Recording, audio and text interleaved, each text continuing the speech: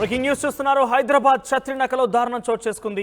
ప్రియురాలపై కత్తిపీటతో దాడి చేశాడు ప్రియుడు. ఆమెకు తీవ్ర గాయాలయ్యే పరిస్థితి చాలా విషమంగా కూడా మారింది. ఇక పెళ్లై విడాకులైన మహిళతో ప్రేమ వ్యవహారం నడిపిస్తున్నాడు ప్రియుడు. అనుమానంతో కత్తితో విచక్షణరహితంగా దాడి చేశాడు. శ్రావ్యకు 2019 ఎవరైతే మృతురాలు ఉన్నారో మృతులకు సంబంధించి శ్రావ్యకు 2019 వివాహం జరిగింది. ఇద్దరి మధ్య విభేదాలు కూడా ఉన్నాయి. సో ఇందు కారణంగా విడాకులు తీసుకున్నారు. ఆ తర్వాత తన చిన్ననాటి స్నేహితుడైనటువంటి మణికంఠతో ప్రేమాయాణం సాగించింది.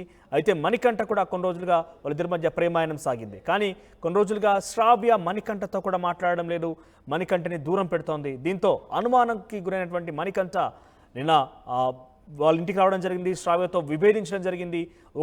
ఒకరిపై ఒకరు గొడవ పడ్డారు, మాటలు దాటాయి. ఇక మణికంఠ అక్కడ ఉన్నటువంటి కత్తిపీటతో శ్రావ్య మెడపై వేటు వేశాడు. దీంతో అక్కడికక్కడే శ్రావ్య చనిపోయింది. తన గొంతు కోసి ముఖంపై దాడి చేశాడు. అరుపులు విన్న స్థానికులు ఒక్కసారిగా కిటికీ అద్దాలు పగలగొట్టి చూడగా ఈ యొక్క విషయం వెలుగులోకి వచ్చింది. తీవ్రంగా గాయపడి రక్తం మడుగుల్లో కొట్టుమిట్టాడుతున్న శ్రావ్యని ఆసుపత్రికి తరలించారు అక్కడటువంటి స్థానికులు. ప్రస్తుతం శ్రావ్య పరిస్థితి చాలా విషయంగానే ఉంది. ఓవరాల్గా వివాహం అయినప్పటికీ భర్తతో సరిగ్గా సయోధ్య లేకుండా విడాకులు తీసుకుంది శ్రావ్య. ఆ తర్వాత తన చిన్ననాటి స్నేహితుడైనటువంటి మణికంఠతో తను మరోసారి ప్రేమాయణం సాగించింది. వాళ్ళిద్దరి మధ్య ప్రేమ వ్యవహారం కూడా నడిచింది. కానీ కొన్ని రోజులుగా మణికంఠ శ్రావ్య మధ్య కూడా విభేదాలు జరుగుతున్నాయి. వాళ్ళిద్దరి మధ్య కూడా తరచూ గొడవలు జరుగుతున్నాయి.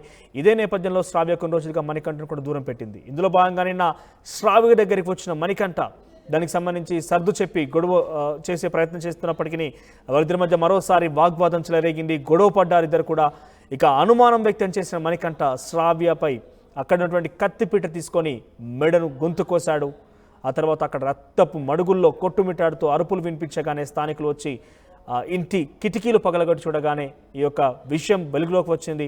వెంటనే స్థానికులు ఆసుపత్రికి తీసుకెళ్లారు శ్రావ్యను. ప్రస్తుతం శ్రావ్య పరిస్థితి విషమంగా ఉంది. ఒకసారి ఇదే అంశానికి సంబంధించి మా ప్రతినిధి దేవిక అందిస్తారు మరింత సమాచారం. Yes Devika, over to you. RTV చంద్రనాక పోలీస్ స్టేషన్ పరిధిలో ఎస్ఆర్టీ కాలనీలో దారుణ ఘటన చోటు చేసుకుందని చెప్పాలి.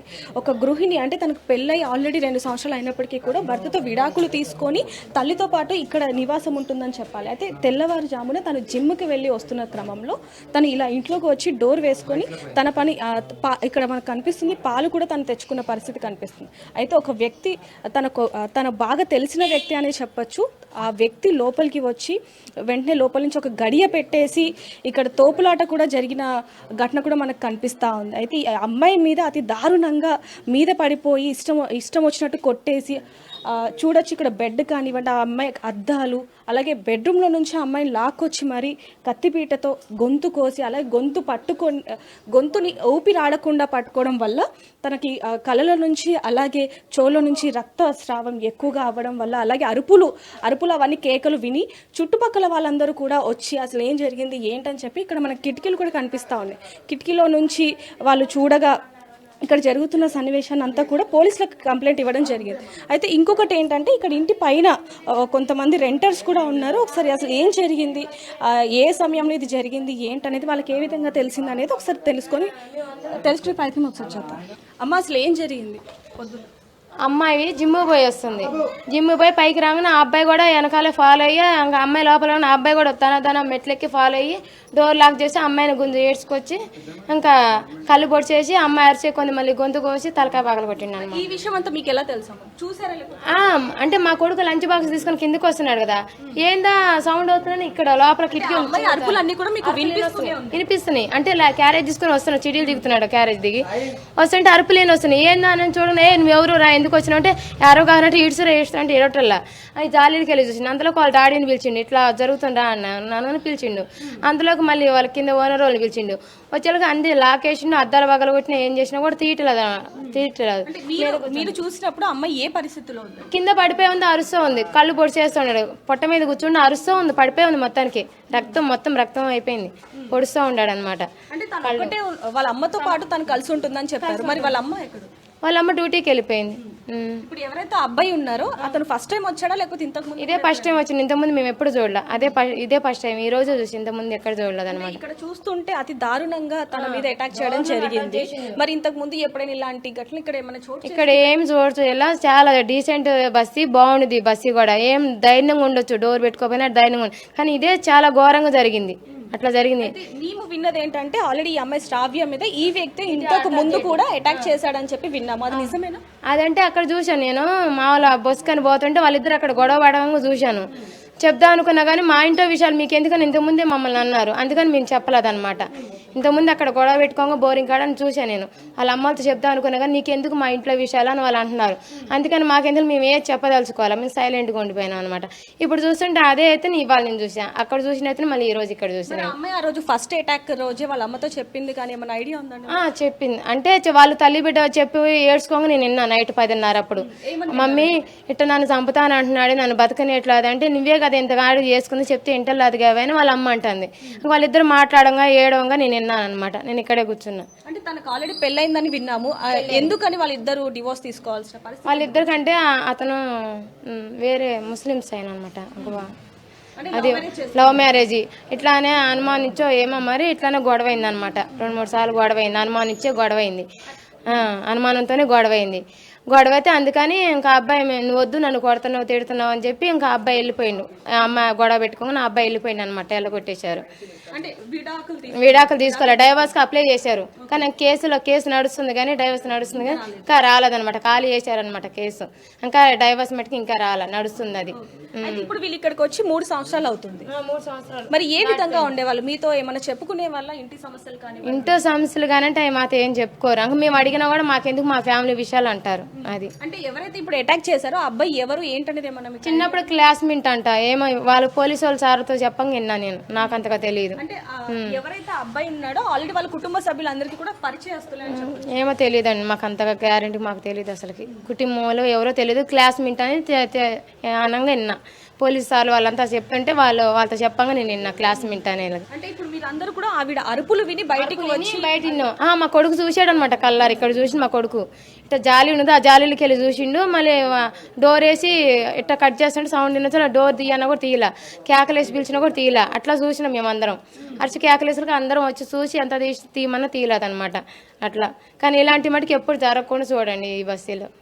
సో ఇక్కడ మనం చూసుకోవచ్చండి, తను అటాక్ చేశాక పోలీసులు అందరూ కూడా వచ్చారు, స్థానికులు కూడా వచ్చారు కాబట్టి తను పారిపోయే ప్రయత్నం కూడా చేశారని కూడా వాళ్ళు చెప్పడం జరుగుతుంది. ఇక్కడ ఏదైతే గోడ ఉందో ఇది దూకి అటు సైడు వెళ్ళే ప్రయత్నం చేస్తున్నప్పటికీ కూడా స్థానికులు అందరూ కూడా వచ్చి అడ్డుకోవడంతో పట్టుబడ్డాడనే చెప్పొచ్చు. అయితే పోలీసులు నిందితుడిని తీసుకెళ్లి అసలు ఏం జరిగింది ఏంటని కూడా ఎంక్వైరీ చేసే ప్రయత్నం కూడా చేస్తున్నారు. ఇక్కడ మనం చూడొచ్చు స్థానికులు అందరూ కూడా వచ్చి అద్దాలన్నీ పగలగొట్టి అసలు ఏం జరిగింది ఏంటని ఆవిడ అసలు కళ్ళకు కట్టినట్టుగా చెప్పారనే చెప్పొచ్చు. ఇక్కడ తోపులాట కూడా తను చాలా బలంగా, ఈ శ్రావ్య ఎవరైతే అమ్మాయి ఉందో తను బాగా ప్రయత్నించినప్పటికీ కూడా తన దగ్గర నుంచి ఏమి జరగకూడదు ఏంటి అని చెప్పి ప్రయత్నించినప్పటికీ కూడా తన బలం సరిపోక తన మీద కూర్చొని తన మీద అలాంటి వాటికి పాల్పడ్డాడనే చెప్పొచ్చు.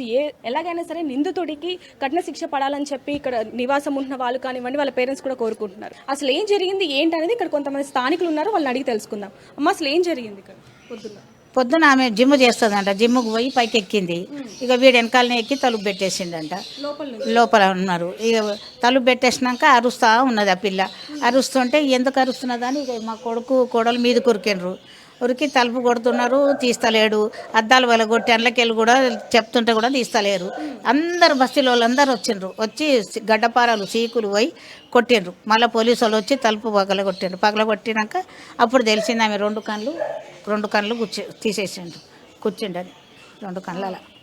మేము గొంతు కోసిండు అనుకున్నాము కానీ కాదు. అంటే వీళ్ళు ఎప్పటి నుంచి మీ ఇంట్లో? 3 ఏళ్ళు అయిందా? 3 ఏళ్ళు. వాళ్ళ హస్బెండ్ అంటే ఆమెకు ముందే పెళ్ళైందని చెప్పి విన్నాము, మరి వాళ్ళ ఆయన లేరా? వాళ్ళ ఆయన లేడు, ఎప్పుడో వెళ్ళిపోయిండు ఆయన. ఒకటే ఉండేది ఇక్కడ, ఏముంటుంది వాళ్ళ అమ్మ ఉంటుంది, ఇద్దరు ఉంటారు. మరి వాళ్ళ అమ్మగారు లేరా? వాళ్ళ అమ్మ పొద్దున్న డ్యూటీకి పోయింది, 7:30కి వెళ్ళిపోతుంది ఆమె డ్యూటీకి. అంటే ఈ అమ్మాయి పైకి వెళ్ళేటప్పుడు ఈ అబ్బాయి కూడా వెళ్ళారని చెప్పి మీరు చెప్పడం జరిగింది. అంటే బాగా తెలిసిన వ్యక్తి లేదు, చూసిండ్రంట ఆమె వెనకాలనే వచ్చిండు. ఆ అబ్బాయి వెళ్ళడం చూసాము కానీ తర్వాత ఏమైందో మాకు తెలియదు. అంతే అరుస్తుంటే మేము వెళ్ళి తోడుసి పలుకుతాం. అంటే ఆ అమ్మాయి ఏ విధంగా ఉండేది ఇక్కడ? అమ్మాయి మీతో మంచిగానే ఉంటుంది, బాగానే ఉంటుంది, అందరితో బాగానే మాట్లాడుతుంది, మంచిగానే ఉంటుంది. జాబ్ చేస్తుంది, మార్నింగ్ వెళ్ళి నైట్ వస్తుంది, 10:30 వరకు వస్తుంది. అంటే ఎప్పుడైనా సరే ఇప్పుడు మీరు చెప్పడం జరిగింది బాగానే ఉన్నారు అది ఇది అని, మరి ఏ రోజు అని ఈ అబ్బాయి గురించి చెప్పడం కానీ జరిగిందా? లేదు. సమస్యలు ఉన్నాయా? వాళ్ళ హస్బెండ్ గురించి ఏమన్నా డివోర్స్ అయ్యాయని చెప్పారు మీరు, ఇంతకుముందు ఏమైనా చెప్పారా మరి? ఏం చెప్పలేదు. మాకైతే ఏం చెప్పలేదు. వాళ్ళ పేరెంట్స్ వాళ్ళు ఎక్కడ ఉంటారు? ఇక్కడనే ఉంటారు, వాళ్ళ మమ్మీ ఈమె ఉంటారు. అమ్మ ఆమె ఇద్దరే ఉంటారు. వాళ్ళ అమ్మ కూడా పొద్దున పోతుంది డ్యూటీకి. పిల్ల కూడా 10:30, 11 గంటలకు వెళ్ళిపోతుంది.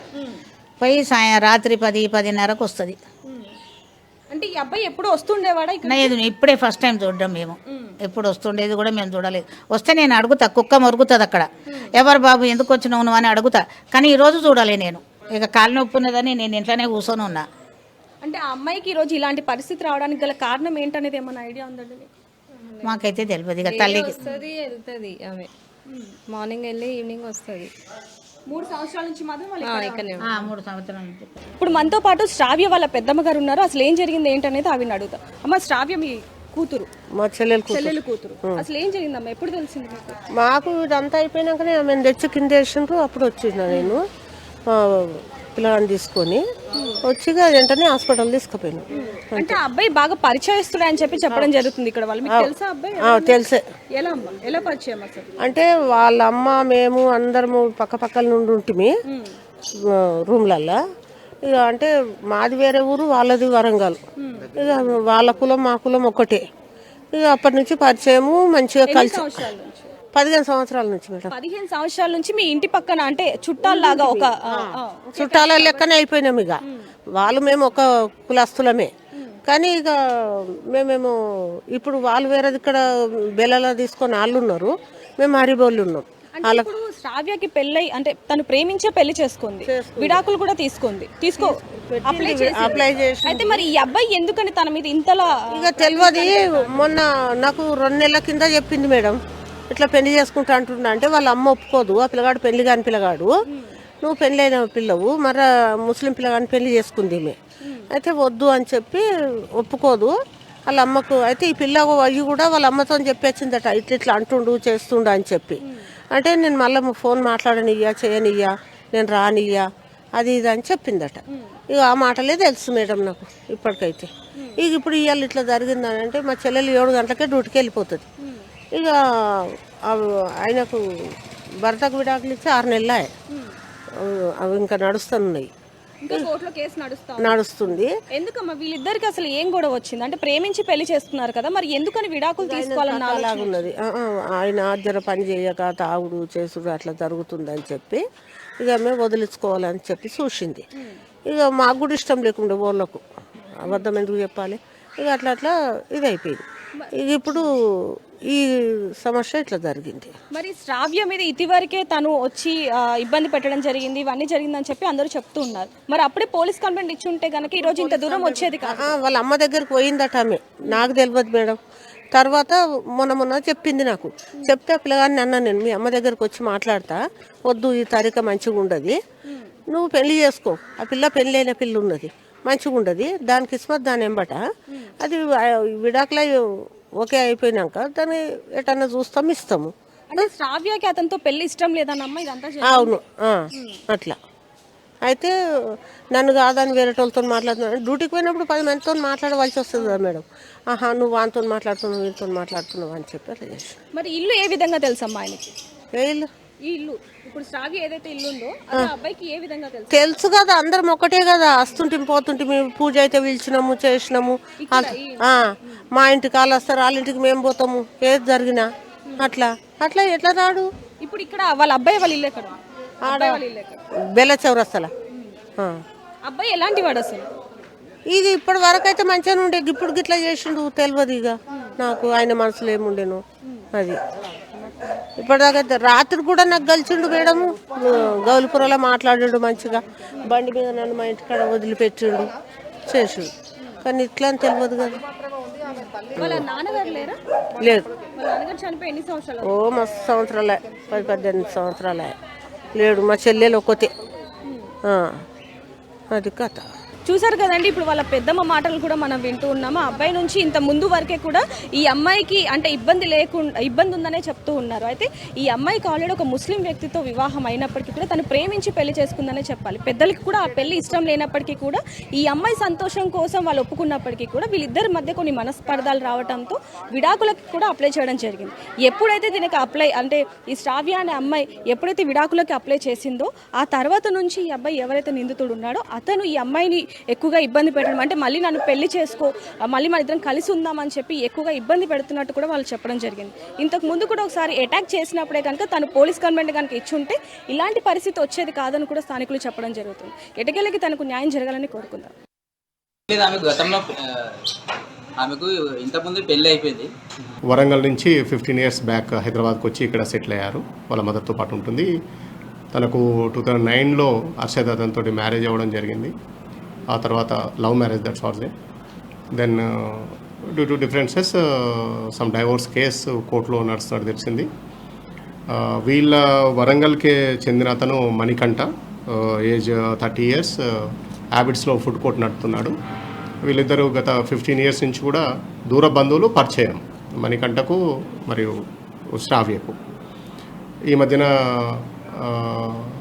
ఈ డైవోర్స్ పిటిషన్ పెండింగ్లో ఉండగానే ఇతను శ్రావ్యకు మ్యారేజ్ చేసుకుంటానికి ప్రపోజ్ చేయడం జరిగింది మణికంఠ. అది క్లియర్ అయ్యే వరకు కూడా పెళ్లి చేసుకోవడం కుదరదు కాబట్టి తనని దూరం పెట్టడం జరిగింది. అయినా వచ్చిపోతూ ఉన్నారు. ఫ్యామిలీ పరిచయం ఉంది ఇద్దరి మధ్యన. ఈరోజు ఉదయం 9 గంటల ప్రాంతంలో శ్రావ్య జిమ్కి పోయి వస్తుండగా తనని ఫాలో అయ్యాడు మణికంఠ. తనతో పాటు ఇంట్లోకి వెళ్ళాడు. తను చూసుకోలేదు శ్రావ్య తను ఫాలో అయిన విషయం. ఇంట్లోకి వెళ్ళగానే బోల్ట్ పెట్టి, నీవు పెళ్ళికి నువ్వు అంగీకరించట్లేవు, మరియు వేరే వాళ్ళతో కూడా నువ్వు మాట్లాడుతున్నావు అని చెప్పి తనతో గొడవపడ్డాడు. అవైలబుల్గా ఉన్న స్క్రూ డ్రైవర్ తీసుకొని అమ్మాయి పైన దాడి చేశాడు. తన చెస్ట్ పైన మరియు మొహం పైన స్క్రూ డ్రైవర్ తోటి ఇంజరీస్ చేశాడు. తర్వాత తనను చంపాలనే ఉద్దేశంతో ఆమెను కింద పడేసి పైన కూర్చొని థ్రాట్లింగ్ కూడా చేశాడు. నైబర్స్ ఇమీడియట్గా అతన్ని వద్దు అని ఆపడం జరిగింది. చెప్పినా కూడా వినలేదు. ఈలోపు పోలీసు మాకు ఇన్ఫర్మేషన్ రాగానే ఇమీడియట్గా స్పాట్కు రష్ అవ్వడం జరిగింది. పోలీస్ స్టేషన్కు దగ్గరలో ఉండడం వల్ల గడపరావి తీసుకొని డోర్ బద్దలు కొట్టేసి అమ్మాయిని రెస్క్యూ చేయడం జరిగింది. విక్టిమ్ని, అక్యూజ్ని కూడా అదుపులోకి తీసుకోవడం జరిగింది. ఇమీడియట్గా ఎస్రా హాస్పిటల్కు ట్రీట్మెంట్కు తరలించడం జరిగింది. అమ్మాయిని సిటీ స్కాన్ చేశాము. ఇంజరీస్ ఏం ప్రమాదకరంగా లేవు. నా అమ్మాయి కండిషన్ స్టేబుల్గా ఉంది. మదర్తోని ఒక కంప్లైంట్ తీసుకొని అటెంప్ట్ టు మర్డర్ కేసు నమోదు చేయడం జరిగింది మణికంఠ పైన. ఇన్వెస్టిగేషన్ అన్ని యాంగిల్లో చేసి క్లోజ్ టీమ్ సపోర్ట్ కింద తీసుకొని అక్యూజ్ని కోర్టుకు తరలిస్తాం. లేదండి, ఇదే ఫస్ట్ టైం, ఏం రాలేదు. వాళ్ళు డిస్టెంట్ రిలేటివ్స్ వరంగల్ నుంచి అందరూ కూడా ఇక్కడికి మైగ్రేట్ అయ్యి ఉంటున్నారు. అమ్మాయిని ఇతను మ్యారేజ్ ప్రపోజల్ పెట్టాడు. డైవర్స్ పెండింగ్ ఉండగా మ్యారేజ్ చేసుకోవడానికి కుదరదు అని అమ్మాయి చెప్పింది. నెక్స్ట్ వేరే వాళ్ళతో కూడా నువ్వు మాట్లాడుతున్నావు అనే అనుమానంతో ఈరోజు ఇది చేశాడు.